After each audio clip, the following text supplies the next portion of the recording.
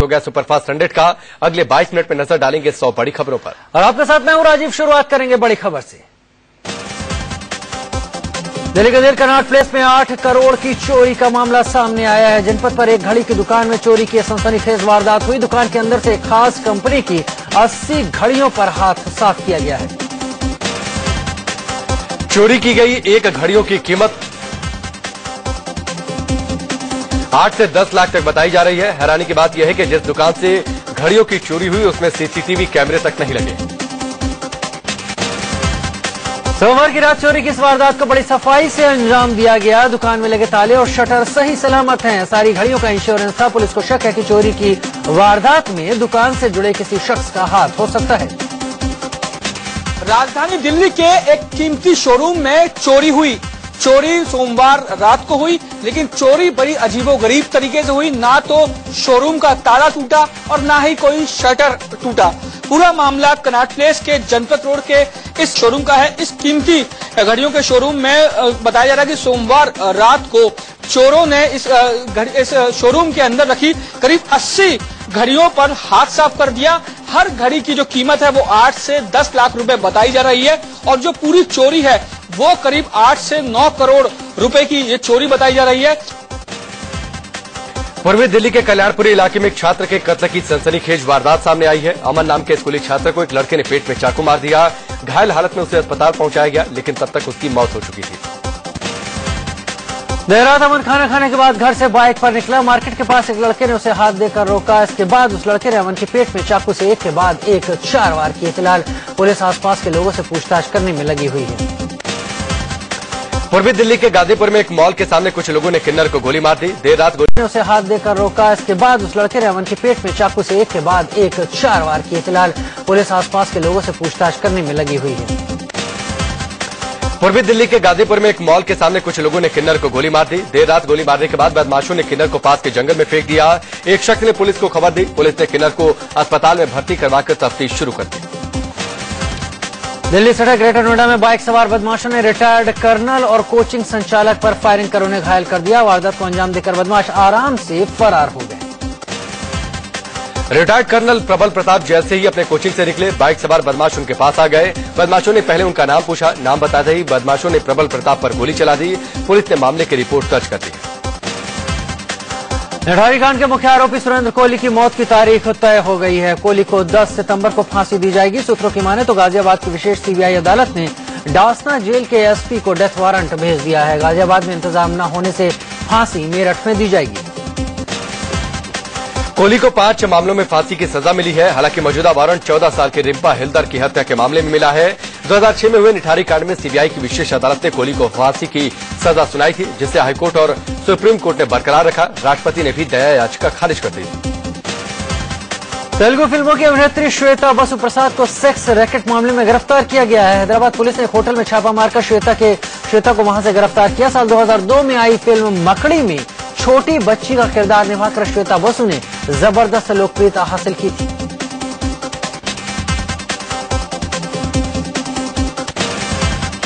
जम्मू के गांदरबल से बाढ़ और बाढ़ में फंसे एक शख्स के रेस्क्यू ऑपरेशन की रोंगटे खड़ी कर देने वाली तस्वीर सामने आई है। मूसलाधार बारिश के बाद सिंधु नदी में अचानक आए उफान के चलते एक युवक तेज बहाव के बीच फंस गया। एक टीले पर चढ़कर इसने किसी तरह अपनी जान बचाई।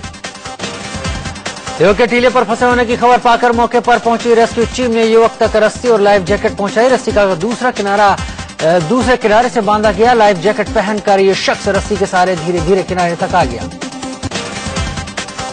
जम्मू कश्मीर के कुलगाम में भारी बारिश के चलते नदियां उफान पर हैं। अचानक आई बाढ़ के चलते 9 लोग बाढ़ के पानी के बीच फंस गए।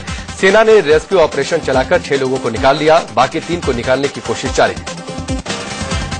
जम्मू कश्मीर के पुंछ में बाढ़ ने भारी तबाही मचाई है। बीएसएफ के एक इंस्पेक्टर समेत 8 लोगों की अब तक मौत हो चुकी है। भारी बारिश की वजह से एक मलबा बंकर पर गिरा, जिसमें इंस्पेक्टर की मौत हो गई।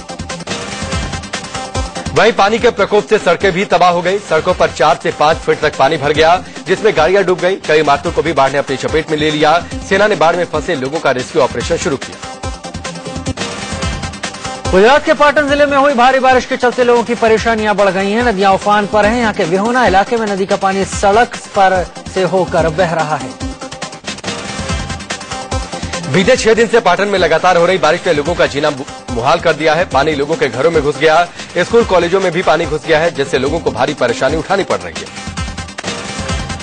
असम में भारी बारिश और बाढ़ से बुरा हाल है। धुबरी जिले के कई इलाकों में पानी घुस गया है और लोगों का जीना मुहाल हो गया है। ब्रह्मपुत्र और इसकी सहायक नदियों में आई उफान के चलते असम के 15 जिले बाढ़ की चपेट में हैं। गोलपाड़ा जिले के कई गांव बाढ़ की चपेट में है और यहां चारों तरफ समंदर जैसा नजारा दिखने लगा है। असम के गोलाघाट में भी बाढ़ ने भारी तबाही मचाई। यहां के कई इलाकों में बाढ़ के चलते झोपड़ियां और कच्चे मकान तबाह हो गए हैं। असम का मोरीगांव जिला भी बाढ़ की चपेट में है। नदियों में आए उफान के चलते तटीय इलाकों में रहने वाले लोग घर बार छोड़ चुके हैं और सड़क किनारे ठिकाना बनाकर जैसे तैसे रह रहे हैं। असम के सोनितपुर जिले में भी बाढ़ ने भारी तबाही मचाई है। कई गांव टापू की तरह नजर आ रहे हैं। मध्य प्रदेश के मंदसौर में पशुपतिनाथ मंदिर भी बाढ़ की चपेट में आ गया। शिवना नदी में जलस्तर बढ़ने पर पानी मंदिर के गर्भगृह तक पहुंच गया। हालांकि श्रद्धालु इसे शुभ संकेत मानते हैं। यूपी के लखीमपुर खीरी में मकान गिरने से 2 लोगों की मौत हो गई, जबकि मलबे में दबने से 7 लोग घायल हो गए। खीरी इलाके के अमृतापुर गांव में जैक लगाकर एक मकान को ऊंचा किया जा रहा था, उसी वक्त हादसा हुआ। मकान गिरते ही इलाके में हड़कंप मच गया। आसपास के लोगों ने पहले रेस्क्यू शुरू किया। हादसे की खबर लगते ही जेसीबी की 5 मशीनें मौके पर पहुंच गई। प्रशासन तेजी से राहत और बचाव के काम में लग गया। इसके बाद मलबे में दबे लोगों को निकालकर अस्पताल पहुंचाया गया। सकरा रास्ता होने की वजह से राहत बचाव के काम में परेशानी भी हुई। जिले के आला अधिकारी भी हादसे की जगह पर हैं। अभी और कई लोगों के मलबे में दबे होने की खबर है। डीएम ने पूरे मामले की जांच के आदेश दिए हैं। दिल्ली से सटे ग्रेटर नोएडा के दादरी में रेलवे फाटक पार करते वक्त ट्रेन के चपेट में आने से 3 लोगों की मौत हो गई। इनमें से 2 लड़के बाइक पर सवार होकर रेल पटरी पार कर रहे थे। उसी वक्त झारखंड एक्सप्रेस ट्रेन की चपेट में ये दोनों आ गए। दोनों की मौके पर ही मौत हो गई। दूसरी तरफ ट्रेन का इंतजार कर रहा एक लड़का राजधानी एक्सप्रेस की चपेट में आ गया। खुर्जा का रहने वाला गिरेंद्र ट्रेन का इंतजार कर रहा था। दूसरी तरफ जाने के लिए पटरी पार करने के दौरान वो राजधानी एक्सप्रेस की चपेट में आ गया। इलाहाबाद के मेजा इलाके में राजा शुक्ला नाम के शख्स पर एक महिला की दुधमुही बच्ची की हत्या का आरोप लगा है। आरोप है कि राजा शुक्ला ने साधना नाम की महिला को अपने खेत में जबरन काम करने के लिए कहा। साधना ने जब बच्ची का हवाला दिया तो राजा शुक्ला ने उसकी बच्ची को नहर में फेंक दिया। राजा शुक्ला पूर्व ब्लॉक प्रमुख का भतीजा बताया जा रहा है। इलाके के लोगों ने बताया कि राजा हमेशा अपनी दबंगई दिखाता है। बच्चे की मौत के बाद राजा पर हत्या का मामला दर्ज कर लिया गया है। बिहार के हाजीपुर में सदर अस्पताल के भीतर एक बच्चे की मौत के बाद महिलाओं ने जमकर हंगामा किया। एक महिला की डिलीवरी के दौरान उसके बच्चे की मौत हो गई। उसके बाद परिजन अस्पताल के अंदर घुस गए और बवाल शुरू कर दिया। काफी देर तक हंगामा चलता रहा। महिला अस्पताल के कर्मचारियों से हाथापाई तक करने लगी। अस्पताल में रखे कई सामानों को तोड़ा गया। अब मध्य प्रदेश के ग्वालियर से लव जिहाद जैसा मामला सामने आया है। झांसी रोड इलाके में रहने वाली तलाकशुदा मंजू कुशवाहा ने आरोप लगाया कि आदिल नाम के शख्स ने खुद की पहचान छिपाकर उससे शादी की। इसके बाद जबरन उसका और उसके 2 बच्चों का धर्म परिवर्तन करवाया। अब आदिल उन्हें परेशान कर रहा है। पीड़ित मंजू कुशवाहा ने मामले की रिपोर्ट दर्ज करवाई। आरोप है कि उसके बाद आदिल ने मंजू को धमकी देनी शुरू कर दी है। मंजू की माने तो आदिल अब दूसरी शादी करने जा रहा है। इधर पुलिस ने शिकायत के बाद अपनी तफ्तीश शुरू कर दी है। कानपुर के कल्याणपुर इलाके में रैगिंग से परेशान होकर एक छात्र की खुदकुशी का मामला सामने आया। पॉलिटेक्निक के छात्र हिमांशु की लाश हॉस्टल के कमरे में पंखे से लटकी मिली। हिमांशु के रूममेट ने बताया कि कुछ दिन पहले वो अपने साथ रैगिंग से परेशान था। यूपी के अमरोहा में NH24 पर बने टोल प्लाजा पर लगे सीसीटीवी में एक दिल दहला देने वाली तस्वीर कैद हुई। टोल से गुजरी कार के पहिए में एक युवक की लाश फंसी हुई दिखी। तस्वीरों में साफ साफ लाश कार से बाहर लटकती हुई दिख रही है। हैरानी की बात यह है कि इस कार के ड्राइवर ने टोल नाके पर बाकायदा टोल टैक्स दिया और आराम से चला गया। कार से लटकती लाश को लेकर टोल पर ड्राइवर से किसी ने कोई सवाल नहीं किया। वो बड़े आराम से टोल देकर निकल गया। पुलिस के हाथ सीसीटीवी फुटेज तब लगी जब उसे अमरोह के रजबपुर इलाके में एक युवक की लाश मिली। ये जगह टोल नाके से थोड़ी ही दूरी पर है। अब पुलिस इस कार में सवार लोगों के बारे में तफ्तीश कर रही है। पुलिस जांच कर रही है कि यह सड़क हादसे का नतीजा है या फिर युवक की हत्या की गई है। हैरानी इस बात की है कि जब कार टोल से गुजरी तो लाश की बाबत किसी को खबर कैसे नहीं। मध्य प्रदेश के छतरपुर में एक शख्स की पिटाई की लाइव तस्वीरें सामने हैं। यहाँ के सिविल लाइन्स इलाके के शांतिनगर कॉलोनी में 2 लोगों ने इस शख्स को पकड़कर लात, फूसों और चप्पलों से बुरी तरह पीटा। सरे रहा घंटों ये हंगामा चला।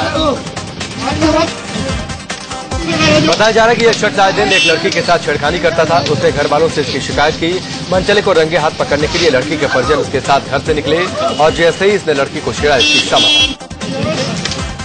झारखंड के जमशेदपुर में एक महिला ने शादीशुदा मंजू की थाने के अंदर चप्पलों से पिटाई कर दी। हंगामा बढ़ता देख पुलिस वालों ने बीच बचाव कर आरोपी को बचाया। हरियाणा के घरौंडा में अवैध प्रेम संबंधों के खुलासे के बाद बीच सड़क पर हाई वोल्टेज डामाडोल हुआ। एक शादीशुदा शख्स की प्रेमिका को उसके साथ देखकर ससुराल वाले भड़क गए और इसकी प्रेमिका की जमकर पिटाई कर दी। बताया जा रहा है कि इस युवती के चलते इसका प्रेमी अपनी पत्नी को प्रताड़ित करता रहा है। इसी से भड़क के उसके ससुराल वालों ने जब युवक को उसकी प्रेमिका के साथ रंगे हाथ पकड़ा तो युवक तो भाग गया, लेकिन उसकी प्रेमिका पिट गई। नेशनल कॉन्फ्रेंस के नेता नसीर असलम वानी अपनी ही पार्टी के कार्यकर्ता को लात मारने को लेकर विवादों में फंस गए। गांधरबल में पार्टी के कार्यक्रम के दौरान नसीर अपने गुस्से पर काबू नहीं रख पाए और पार्टी कार्यकर्ता को कई बार लात से मारा। दरअसल नेशनल कॉन्फ्रेंस के दफ्तर में कुछ कार्यकर्ता पार्टी नेता अशफाक जब्बार के समर्थन में नारेबाजी कर रहे थे, जिस पर दूसरे गुट ने मुख्यमंत्री उमर अब्दुल्ला के समर्थन में नारेबाजी शुरू कर दी। इसी से नाराज नसीर एक कार्यकर्ता पर पिल पड़े। नेताजी की यह सारी करतूत कैमरे में कैद हो गई। वीडियो में साफ दिख रहा है कि वो किस तरह से कार्यकर्ता को लात से मार रहे हैं। इस कार्यकर्ता की गलती सिर्फ इतनी थी कि वो नारेबाजी कर रहा था। बस इतनी सी बात पर वानी को गुस्सा आया। पश्चिम बंगाल के जलपाईगुड़ी में रेलवे ट्रैक पर एक नाबालिग लड़की का शव बरामद हुआ। बताया जा रहा है कि लड़की को 2 दिन पहले पंचायत ने थूक चाटने का फरमान सुनाया था, जिसे उसने ठुकरा दिया था। हत्या को इसी नाफरमानी से जोड़कर देखा जा रहा है। बताया जा रहा है कि टीएमसी की एक महिला काउंसलर ने इस पंचायत की अगुवाई की थी। पीड़िता के परिजनों ने काउंसलर के पति सहित 13 लोगों के खिलाफ रेप और हत्या का मामला दर्ज कराया। 3 लोगों को हिरासत में लेकर पूछताछ हो रही। खबर के मुताबिक लड़की के पिता ने किराए पर ट्रैक्टर लिया था, लेकिन तंगी के चलते पैसा नहीं चुका पाया, जिस पर पंचायत ने उन्हें पीटने का फरमान सुनाया। पिटाई के विरोध पर पंचायत ने लड़की को थूक चाटने का फरमान सुनाया, जिससे इनकार के बाद उसकी लाश मिली। झारखंड के जमशेदपुर में एक चलती कार में आग लगने से अफरा तफरी मच गई। जिस वक्त कार में आग लगी उसमें ड्राइवर समेत 4 लोग सवार थे। गनीमत रही कि आग लगते ही चारों बाहर निकल गए, जिससे उनकी जान बच गई। कार में आग लगने की यह घटना पसुडी इलाके में लोको मोड़ के पास हुई। माना जा रहा है कि शॉर्ट सर्किट के चलते कार में आग लगी। मौके पर पहुंचे दमकल कर्मियों ने जब तक आग बुझाई, कार खाक हो चुकी थी। यूपी के कानपुर में ग्लाइडर हादसे का शिकार हो गया। खबर के मुताबिक एक ग्लाइडर तकनीकी खराबी के चलते घर की छत पर जा गिरा। हादसे में ग्लाइडर उड़ा रही महिला बुरी तरह घायल हो गई, जिसे अस्पताल में भर्ती करवाया गया। ग्लाइडर हादसे के वक्त बाबूपुरा इलाके की लोको कॉलोनी के ऊपर उड़ान भरा था। अचानक ग्लाइडर हवा में गोते खाने लगा और उसमें सवार महिला पायलट ने ग्लाइडर संभालने की कोशिश की, लेकिन वो एक घर की छत पर जा टकराया। ऑस्ट्रेलिया के प्रधानमंत्री टोनी एबॉट आज से 3 दिवसीय भारत दौरे पर आ रहे हैं। मोदी सरकार बनने के बाद एबॉट भारत आने वाले पहले ऐसे प्रधानमंत्री हैं जो सार्क देशों से बाहर के राष्ट्राध्यक्ष हैं। बीजेपी अध्यक्ष बनने के बाद अमित शाह 2 दिनों के दौरे पर पहली बार मुंबई जा रहे हैं। माना जा रहा है कि अमित शाह मुंबई दौरे के दौरान शिवसेना से सीटों के बंटवारे को लेकर मंथन कर सकते हैं। कांग्रेस अध्यक्ष राहुल गांधी 2 दिनों के दौरे पर अपने संसदीय क्षेत्र अमेठी जा रहे हैं। राहुल गांधी पर पार्टी के अंदर से ही लगातार होते हमलों से बचाने के लिए कांग्रेस के 16 सचिव अब चिट्ठी लिखेंगे। चिट्ठी में जिक्र होगा कि लोकसभा चुनाव की हार नेताओं की आपसी कलह की वजह से हुई, राहुल गांधी के चलते नहीं। 5 सितंबर को पीएम नरेंद्र मोदी के भाषण को स्कूलों में लाइव दिखाने की काट यूपी सरकार ने निकाल ली है। टीचर्स डे के मौके पर यूपी के स्कूलों में पीएम का भाषण दिखाने से पहले यूपी सरकार की उपलब्धियों की जानकारी बच्चों को दी जाएगी। नक्सलियों को लेकर दिए गए केंद्रीय गृह मंत्री राजनाथ सिंह के बयान पर बवाल मच गया है। राजनाथ सिंह के इस बयान का छत्तीसगढ़ के पूर्व सीएम और कांग्रेस नेता अजीत जोगी ने विरोध किया। जोगी ने कहा कि नक्सलियों से निपटने का इस तरह का दृष्टिकोण घातक है। जयपुर में पुलिस अकादमी के कार्यक्रम में केंद्रीय गृह मंत्री राजनाथ सिंह पुलिस वालों पर ही भड़क उठे।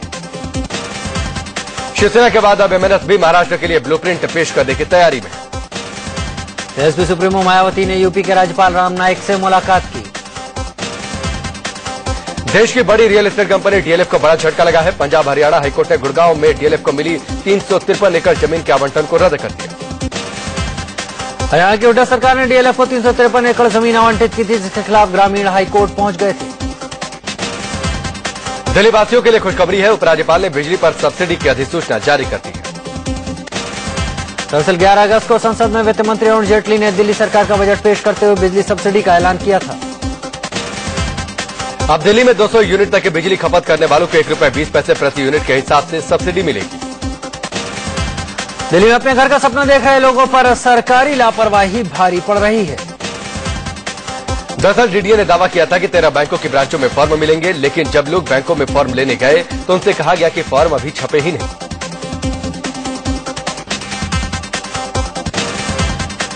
सीबीआई डायरेक्टर रंजीत सिन्हा की मुश्किलें आज बढ़ सकती हैं। सुप्रीम कोर्ट आज रंजीत सिन्हा के मुलाकातियों के रजिस्टर को देखेगा।